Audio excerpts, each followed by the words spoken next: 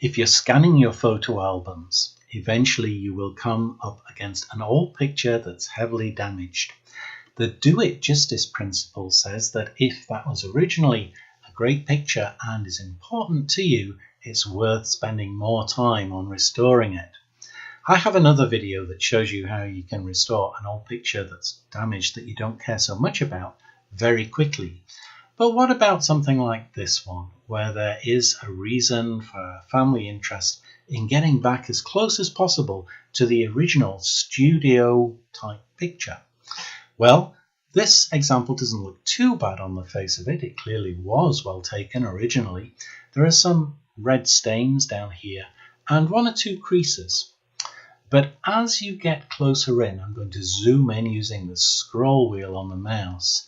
You see that the bad creases are accompanied by lots and lots of smaller creases that go all across the face of the picture.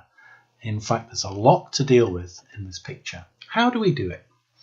Well, first of all, we think of global changes, and in this case, it's the color. It's a black and white picture, but it's been scanned as a color image, and that's good because it means we can deal with that red blotchiness by using color selective filters. On the Enhance menu in Photoshop Elements, Adjust Color, Adjust Hue Saturation gives us a way into changing these blotchy red bits so that they just blend into the background before we actually do a conversion to black and white. Now I want to zoom in on them, so I'm just going to cancel this for a moment and go in close on these red bits. Again, I'm just choosing Enhance, Adjust Color, Adjust Hue Saturation, and now let's choose reds up here. Make sure this picks up what we're interested in. Increasing the saturation does indeed bring those red blotches out very strongly. So what do we want to do? Well, we want to decrease the saturation. There, it's turned them grey, but they're darker than the surroundings. So perhaps we want to decrease saturation and bring lightness up. So far so good, but in fact this slider isn't long enough. They're still greyer than the surrounding. So what that means is we've got to do two passes of this. If I just bring lightness down a little bit, crank up the saturation so that we'll be able to see the red on the next pass, then I can say OK and do the same thing again. Enhance, Adjust Color, Adjust Hue Saturation, get me the reds, there we are. And now if I increase the lightness, you see that there's enough. If I go right to the end here, those areas actually become too white. So let's do it properly by taking the red out of there, bringing the saturation down so that they're just grey spots, and then moving this up until we make them as near invisible as possible. Okay, that's not taken all of the aberration away. In the end, it's going to turn into noise, and we'll have to deal with that as part of the black and white picture. But that's certainly an improvement. Let's change this to a proper black and white picture now, which we do simply using the Enhance menu, going down to Convert to Black and White, and click. Yes, that'll do. It says Portraits down here, but it doesn't really matter because it's mostly black and white anyway. Okay, now's the time to start dealing with the dust and scratches and, more importantly, creases. This mess up here is so bad that we have to do something more extreme than usual.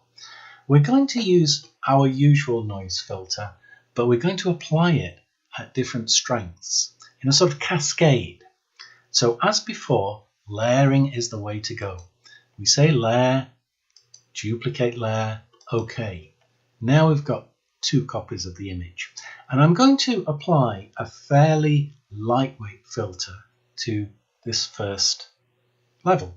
So here's the filter menu, noise, dust and scratches, my favorite filter, and I'm going to choose a radius 1, which is what I usually advise is the most that you use, and a threshold somewhere, I don't know, in the usual region, mid-20s, let's say. Okay, that gives us a first level, but I need to automate more. I can't just go straight to using local spot healing brush and clone stamp tool, there's too much to deal with. So what I'm going to do is I'm going to duplicate this layer. So go to the layer menu, duplicate layer, OK. So now we've got another copy, and on this one I'm going to apply more aggressive filtering. So back to the filter menu again, down to noise and dust and scratches. And here I am going to use a wider filter, radius 2, let's say. And let's bring the threshold down quite a long way as well. You see how this is smoothing things out. There's a lot more smoothness in the picture than there was. Okay, so we have this level. If I was to turn this off, we have a more detailed and more creased level. And if I were to turn this off, we get back to the original, which has, particularly over here, for example, it has a lot more noise. We can see if I bring back the first filtering that a lot of that's gone, and I bring back the second filtering and lots of it's gone now. Okay, so now the thing to do is to tackle the big creases and then the smaller creases. The big creases are easier to get started with using our clone stamp tool because they are very clear. And typically what we do is we take an area nearby, we click on there, and then we overpaint where the crease is. Now we're probably going to have to do this several times from different start locations so that we get something that looks as though it melds fairly well, and so the continuity of shading is there. But we can get rid of the effect of this crease fairly straightforwardly if we have the patience to just dot this through. There we are. So that is, as it were, the main crease. There's another one over here. This is more or less horizontal across the picture. You can see there's other ones there too, but this one is a particularly nasty one. So I'm going to apply the same sort of process here. Choose somewhere nearby and paint over this. Where you get a repeated pattern, as I did just there, well, we try and paint from a different place, maybe join things up a little like that. This is probably going to take a few iterations to get it to look right, and I'll show you why in just a moment. If we just clear up the rest of this first, that's quite good. Okay, but we're looking at the shape of the chin here, and you see that the work I've done over this side is not that good. I think I need to be lighter for longer. I need to sort of shape around the chin a little bit. And now he's looking a little bit as though he's got a beard, so I need to lighten up down under here too. So there's more work to be done, but this is just the principle that I'm illustrating. Where we go now is the problem section, all this area that has many creases in it. I find that the best approach to this is actually to use the clone stamp tool and to carefully go over some of these. You can gradually build an area that is relatively noise free, and then you can use bigger and bigger clone stamps which will allow you to paint relative smoothness into areas of the picture. The thing is, you want to be careful that you keep texture in the picture. This is a very detailed original image with the hair coming down, and what we'll want to do eventually is try and recover some of that, some of this shape of the hair. But for the time being, the idea is to remove the striations. You'll probably be able to see it a little bit better if I do it up here in this part of the hair. It's a fairly laborious painting exercise, but as I say, once we've done a few, then we build up an area that can then be used for overpainting elsewhere in the picture. Now, so this doesn't get too long and tedious, I think it's probably time to move on to using our cascade of layers.